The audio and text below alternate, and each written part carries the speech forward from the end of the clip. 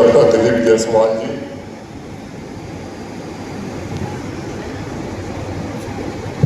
हमारे मित्र श्री मिथिलेश तिवारी जी, संतोष निराला जी, हमारे पड़ोसी और विधायक श्री अशोक सिंह जी, श्री किशोर बिंद जी, ललन पासवान जी, मंच पर विराजमान सभी सम्मानित नेतागण, कार्यक्रम के आयोजक शिशिर चौबे जी, यहाँ सभागार में उपस्थित प्यारे भाइयों और बहनों,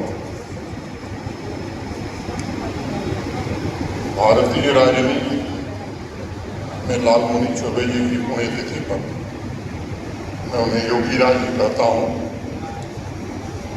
सिर झुकाकर नमन करता हूँ। अनेक अवसरों पर कई लोगों ने उन्हें संत भी कहा है। आप सब जानते हैं कि उनके नाम में मुनि लगा हुआ है। ढेर सारे लोग स्नेह से उन्हें बाबा कहकर भी पुकारते थे।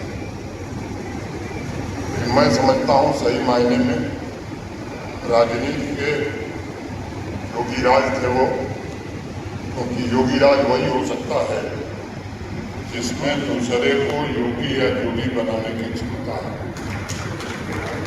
और यह क्षमता लालमुनि चौबे जी में थी। उनके सानिध्य में अनेक राजनीतिक योगियों का एक अच्छा खासा संख्या बल तैयार हुआ और आज उनमें से अनेक लोग राष्ट्र निर्माण के काम में जुटे। साथ ही मैं ये कहना चाहूँगा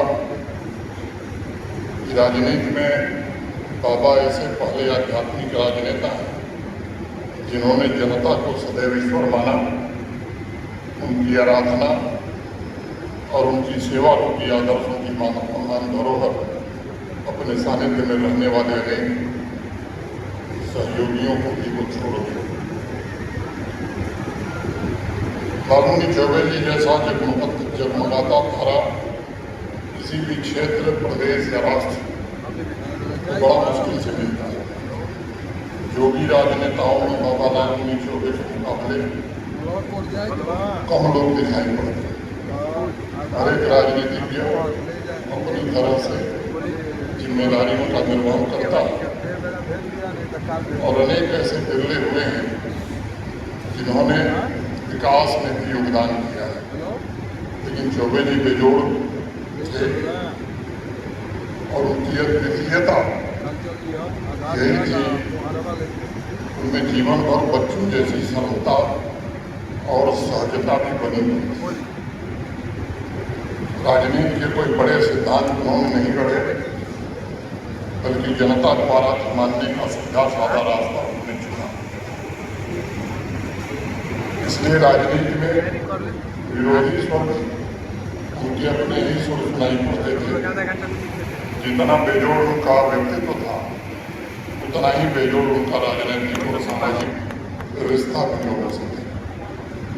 1972 में चैनपुर विधानसभा से जनसंघ से जीतना यह टेढ़ी खीर थी, लेकिन वो चौबे जी का प्रभाव था जिससे भारतीय जनसंघ चैनपुर विधानसभा से चुनाव जीत सके। राजनीति में ऐसा अक्सर होता है, राजनीतिक मतभेद धीरे धीरे मनभेद में तब्दील हो जाता है। मैं मानता हूँ विचारों में मतभेद, विचारों में भिन्नता ये स्वस्थ लोकतंत्र के लिए बड़ा आवश्यक है।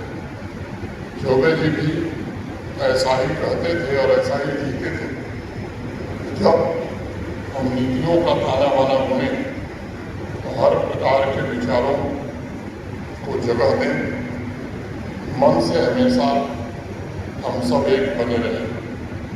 चौबे जी के रिश्तों में कभी मनभेद पनपा नहीं और अखौसिक भाव से उन्होंने सभी चहेता और अपने प्रियजनों के बड़े निकट रहे।